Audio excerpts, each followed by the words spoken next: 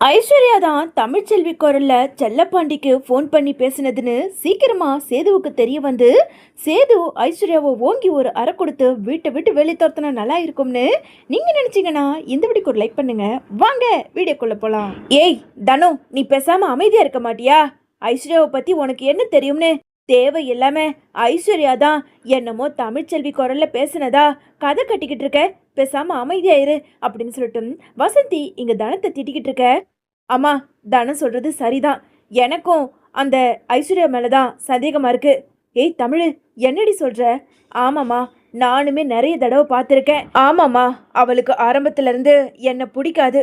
அதனால என்னோட போனை எடுத்து அவ பேசியிருந்தாலும் பேசியிருக்கலாம். முதல்ல இந்த உண்மை என்னன்னு இவரையே கண்டுபிடிக்க சொல்லுங்க அப்படின்னு சொல்லிட்டு தமிழ்ச்செல்வி பேச உடனே இங்க அப்பத்தா இருந்துக்கிட்டு, ஏண்டா சேது, தமிழ்ச்செல்வி சொன்னது கேட்டல?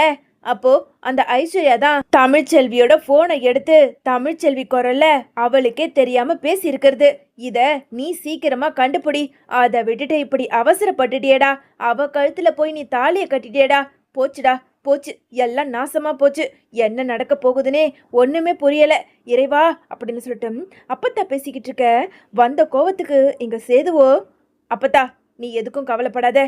அந்த ஐஸ்வர்யா மட்டும் தமிழ்ச்செல்வியோட போனை திருடி ஐஸ்வர்யா தான் தமிழ்ச்செல்வி குரல்ல பேசினதுன்னு தெரிஞ்சதுன்னா அதுக்கப்புறம் அவளுக்கு இருக்கு. இப்போ என்னடா, எப்படி கண்டுபிடிக்க போற? எல்லாத்தையும் நான் காலையில பாத்துக்கிறேன். நீ பேசாம அமைதியாரு. மறுநாள் சேது இங்க தாமரைக்கு ஃபோன் பண்ண. அம்மா அம்மா, யார் ஃபோன் பண்றது தெரியுமா? சேது மாமா தாம்மா ஃபோன் பண்றாரு. என்னம்மா அதிசயமா இருக்கு, என்னோட ஃபோன் நம்பருக்கு சேது மாமா ஃபோன் பண்றாரு. அடியே, என்னன்னு முதல்ல கேளுடி. போனை அப்படி ஸ்பீக்கர்ல போடு அப்படின்னு சொல்லிட்டு சாவித்திரி சொல்ல எங்க தாமரையோ அங்க சேதுவோட காலை அட்டன் பண்ணி ஸ்பீக்கர்ல போட்டு இங்க பேச ஆரம்பிக்கிறாங்க. மாமா மாமா, என்ன விஷயம் மாமா? எதுக்காக எனக்கு ஃபோன் பண்ணியிருக்கீங்க? ஏதாவது அர்ஜென்ட்டா அப்படின்னு சொல்லிட்டு இங்க தாமரை கேட்க, தாமரை, எனக்கு உன்னால ஒரு முக்கியமான காரியம், அதான் உதவியாக வேண்டியது இருக்கு.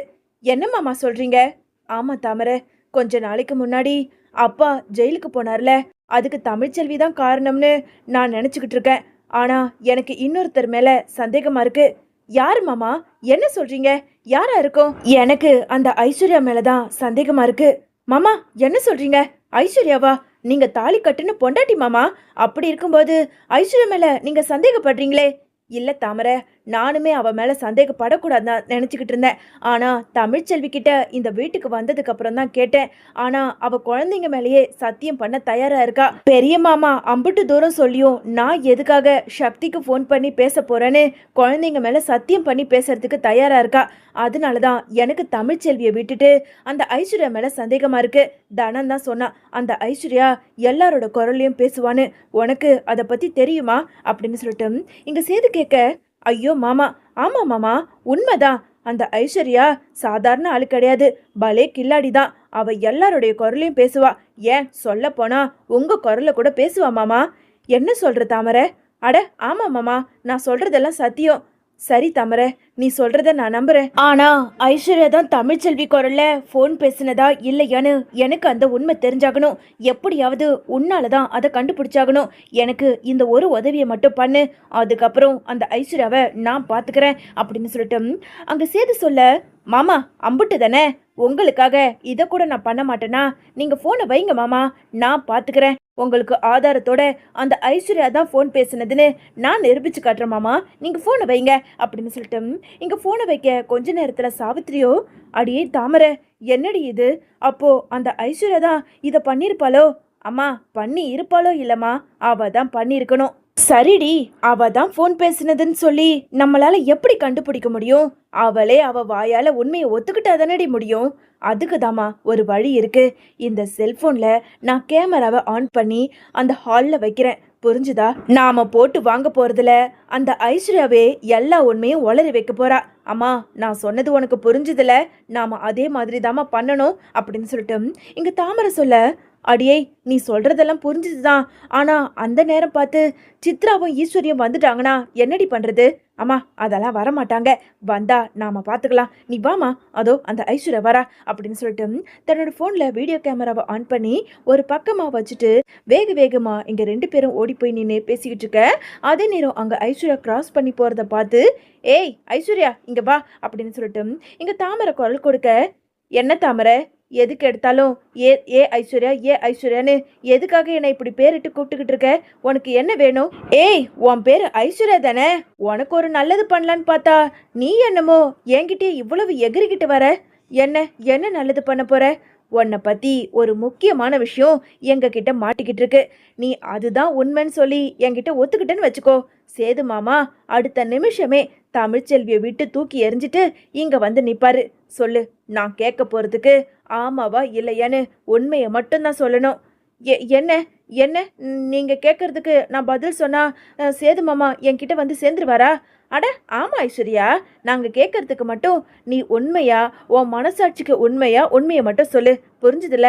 சரி கேளு தாமரை, சேது மாமா என்கிட்ட வந்து சேரணும். அதுக்காக நான் என்ன வேணாலும் சொல்றேன். அன்னைக்கு அந்த சக்தி ஜெனிஃபர் விஷயத்துல நீ தானே தமிழ்ச்செல்வியோட ஃபோனை திருடி அங்க தமிழ்ச்செல்வியோட அவங்க அப்பா செல்லப்பாண்டிக்கு ஃபோன் பண்ணி பேசுனது உண்மையை சொல்லு அப்படின்னு சொல்லிட்டு இங்க தாமரை கேட்க, இந்த விஷயத்த கேட்டதும் அங்க இதை கேட்டு ஐஸ்வர்யாவுக்கு ரொம்ப அதிர்ச்சியா இருக்கு. ஏ தாமரை, என்ன என்ன வந்து என்ன கேள்வி கேட்டுக்கிட்டு இருக்க? நான் எதுக்காக ஃபோன் பண்ணி பேசணும்? அதெல்லாம் எனக்கு தெரியாது. ஏய் ஐஸ்வர்யா, எங்களுக்கு உண்மை தெரியும். ஒழுங்கு மரியாதையா நீ உண்மையை சொல்லு. இல்லைன்னு வச்சுக்கோ, இதை அப்படியே போய் நான் சேது மாமா கிட்ட சொல்லிடுவேன். அதுக்கப்புறம் சேது மாமாவே உன்னை வந்து அடிச்சு வீட்டை விட்டு துரத்திடுவாரு. நீ அவர் கூட வாழ முடியாது. பரவாயில்லையா? தாமரை தாமரை, நான் சொல்லிடுறேன். தயவு செஞ்சு இந்த விஷயத்த நீ வீட்டில் யார்கிட்டையும் சொல்லிடாத. முக்கியமா சேது மாமா கிட்ட சொல்லவே சொல்லாத. சரி, அப்போ நான் கேட்கறதுக்கு நீ பதில் சொல்லு. நீ தானே ஃபோன் பண்ணி பேசின, அதுவும் தமிழ்ச்செல்வி குரல்ல அப்படின்னு சொல்லிட்டு அங்க தாமரை கேட்க, ஆமா தாமரை, நான் தான் தமிழ்ச்செல்வி குரல்ல பேசினேன். ஆனா பேச சொன்னது ஈஸ்வரி ஆண்டி தான். ஃபோனை திருடிக்கிட்டு வந்தது சித்ரா அக்கா தான். மற்றபடி எனக்கு எதுவும் தெரியாது. ஏய், இம்புட்டு பெரிய காரியத்தை பண்ணிட்டு ஒன்னால தான் சேது மாமாவும் தமிழ்ச்செல்வியும் பிரிஞ்சு வாழ்க்கையவே தொலைச்சிட்டு நிற்கிறாங்க. நீ என்னடானா இம்புட்டு அசால்ட்டா சொல்ற? அப்போ நீ தான் ஃபோன் பண்ணி பேசுனதா? அடிப்பாவி அப்படின்னு சொல்லிட்டு அங்க இருந்த சாவித்ரி பேசிக்கிட்டு இருக்க. ஐயோ ஆண்டி, தயவு செஞ்சு யார்கிட்டயும் சொல்லிடாதீங்க ஆண்டி. முக்கியமா இது என்னோட வாழ்க்கை பிரச்சனை. நீங்க யார்கிட்டயும் மாட்டி விடக்கூடாதுங்கிறதுக்காக தான் நான் உங்ககிட்ட சொன்னேன். மற்றபடி என் மேல தப்பு கிடையாது. எல்லாமே ஈஸ்வரி ஆண்டி சொல்லி தான் இப்படி பண்ணேன். என்ன யார்கிட்டயும் மாட்டி விடாதீங்க அப்படின்னு சொல்லிட்டு ரொம்ப கெஞ்சி பேசிக்கிட்டு இருக்க. சரி சரி, உன்னை யார்கிட்டயும் மாட்டி விட மாட்டோம். நீ கிளம்பு. சேது மாமா இன்னைக்கு சாயந்தரமே உன்னை பார்க்கறதுக்காக வருவாரு. சரியா? நீ போ ஐஸ்வர்யா அப்படின்னு சொல்லிட்டு இங்க தாமரை பேசிக்கிட்டு இருக்க. அதே நேரம் ஐஸ்வர்யா அங்க இருந்து போக வேக வேகமா ஓடி போய் அங்க சாவித்திரியோ அந்த போனை எடுத்து, ஏய், நீ சொன்ன மாதிரியே அந்த ஐஸ்வர்யா வாயால ஒத்துக்கின எல்லாமே இதுல ரெக்கார்ட் ஆயிருக்குடி. அப்போ அடுத்ததா இதை என்ன பண்ண போற? அம்மா, என்ன பண்ண போறேனா, இந்த வீடியோவை இப்பவே சேது மாமாவுக்கு அனுப்ப போறேன். இந்த வீடியோவை பார்த்துட்டு சேது மாமா அடுத்ததா என்ன முடிவு எடுக்கிறாரோ எடுத்துக்கிட்டு போட்டோம். எம்பிட்டு தைரியம் இருந்தா சேது மாமாவை நான் கல்யாணம் பண்ணிக்கலான்னு இருந்தேன். கடைசியில என் முகத்திலேயே கரிய பூசி அந்த ஐஸ்வர்யா சேது மாமாவை கல்யாணம் பண்ணிக்கிட்டா. இனிமே எப்படி அவ சேது மாமா கூட சேர்ந்து வாழ்றான்னு நானும் பாத்துடுறேம்மா அப்படின்னு சொல்லிட்டு போனை வாங்கி அங்க சேதுவுக்கு வீடியோவை அனுப்ப கொஞ்ச நேரத்துல சேதுவுக்கு ஃபோன் பண்ணி நடந்த எல்லாத்தையும் ஒண்ணு விடாம சொல்ல, அப்படியா தாமரை, ரொம்ப தேங்க்ஸ், நான் வீடியோவை பார்த்துக்கிறேன் அப்படின்னு சொல்லிட்டு சேது அந்த ஃபோனையும் எடுத்து வாட்ஸ்அப்பில் அனுப்புன அந்த வீடியோவை பார்த்து அப்படியே அதிர்ச்சி ஆகுறாங்க. வேக வேகமா அங்க சேதுவோ குழந்தைய தூக்கிக்கிட்டு நேரா அடுத்த நிமிஷமே வீட்டுக்கு வந்து சேர்ந்துடுறாரு. அம்மா பாத்தியாமா, சேது மாமா குழந்தையோட வந்துட்டாரு. அம்மா சீக்கிரமா அந்த ஐஸ்வர்யாவை கூப்பிடு. ஐஸ்வர்யா, ஐஸ்வர்யா, நீ கேட்ட மாதிரியே உன் சேது மாமா வந்துட்டாரு, ஓடிவா அப்படின்னு சொல்லிட்டு அங்க தாமரை குரல் கொடுக்க ஐஸ்வர்யாவோ ரொம்ப ஆர்வமாவே வேக வேகமா கீழே இறங்கி வர, தாமரை, நீ சொன்ன மாதிரியே சேது மாமா என்னை தேடி வந்துட்டாரே, ரொம்ப தேங்க்ஸ் அப்படின்னு சொல்லிட்டு வேக வேகமா அங்க இருந்த ஐஸ்வர்யா சேது கிட்ட போய், மாமா மாமா, குழந்தைக்கு உடம்பு சரியாயிடுச்சா? நீங்க வந்துட்டீங்களா? இனிமே என்னை விட்டு போக மாட்டீங்களே, ரொம்ப தேங்க்ஸ் மாமா. வாங்க மாமா, வாங்க தண்ணி குடிங்க அப்படின்னு சொல்லிட்டு தண்ணி எடுத்துக்கிட்டு வந்து அங்க சேது கையில கொடுக்க, வந்த கோபத்துக்கு சேதுவோ அங்க தண்ணியை தட்டி விட்டுட்டு ஐஸ்வர்யாவை ஓங்கி ஒரு அறை கொடுக்குறாரு. அப்படியே கீழே விழுந்த ஐஸ்வர்யாவோ எழுந்து வந்து, மாமா இப்போ நான் என்ன கேட்டுட்டுன்னு இப்படி என்னை போட்டு அடிக்கிறீங்க, என்னாச்சு மாமா அப்படின்னு சொல்லிட்டு ஐஸ்வர்யா பதட்டத்தோட கேட்க, சத்தம் கேட்டு ஈஸ்வரியும் சித்ராவும் வேக வேகமா மாடிப்படி இறங்கி வராங்க. வந்த ஈஸ்வரியோ, சேது, என்ன சேது, புதுசா கல்யாணம் ஆனதுல இருந்து அந்த பொண்ணு உன்னோட பொண்டாட்டியாவே நினைக்கிறதே கிடையாது. எதுக்காக பாவம் அந்த பொண்ணு போட்டு இப்படி அடிக்கிற? கேட்கறதுக்கு யாரும் இல்லை நினைச்சுக்கிட்டு இருக்கியா? மாமா மாமா வெளியே வாங்க அப்படின்னு சொல்லிட்டு ஈஸ்வரி குரல் கொடுக்க சத்தம் கேட்டு மோகனா ராஜாங்கம்னு எல்லாருமே வெளியே வராங்க. ஏய் ஈஸ்வரி, இப்போ என்னாச்சுன்னு இப்படி கத்திக்கிட்டு இருக்க? சேது வாப்பா, குழந்தைக்கு உடம்பு சரியாயிடுச்சா? ஆமா, எதுக்காக ஈஸ்வரி இப்படி கத்திக்கிட்டு இருக்கா அப்படின்னு சொல்லிட்டு ராஜாங்கம் கேட்க, அத நான் சொல்றேன்ப்பா. இதோ இருக்காளே இந்த ஐஸ்வர்யா, இந்த ஐஸ்வர்யா என் வாழ்க்கையவே நாசமாக்கிட்டப்பா. ஏன்பா, என்னாச்சுப்பா? அப்பா, நீங்க ஜெயிலுக்கு போகிறதுக்கு காரணமே இவதான்ப்பா. தமிழ்ச்செல்வியோட செல்போனை திருடி இவதான்ப்பா செல்லப்பாண்டி மாமாவுக்கு ஃபோன் பண்ணி தமிழ்ச்செல்வியோட அவ குரல் மாத்தி பேசியிருக்கா. பாருங்கப்பா, இவதான்ப்பா. இந்த வீடியோவை பாருங்க. ஆமாப்பா, தாமரைய வச்சு இவளோட வாயாலேயே உண்மையை வர வச்சப்பா அப்படின்னு சொல்லிட்டு எங்க சேது எல்லா உண்மைகளையும் போட்டு உடைக்க, இதை கேட்ட ஐஸ்வர்யாவுக்கு ரொம்ப அதிர்ச்சியாகி அங்க தாமரைய பார்க்க, என்ன ஐஸ்வர்யா, சொல்லக்கூடாது சொல்லக்கூடாதுன்னு கெஞ்சினியே, ஆனாலும் எனக்கு மனசு கேட்கல. 1000 தான் இருந்தாலும் சேது மாமா என்னோட மாமால, அவரோட வாழ்க்கை நாசமானதுக்கு காரணம் நீ தானே. அதனாலதான் நாங்க சொல்லிட்டோம். சாரி ஐஸ்வர்யா அப்படின்னு சொல்லிட்டு சிரிச்சுக்கிட்டே அங்க தாமரை சொல்ல, இதை பார்த்துக்கிட்டு இருந்த ஐஸ்வர்யா, ஈஸ்வரி, சித்ரான்னு 3 பேருக்குமே அதிர்ச்சி ஆகுது.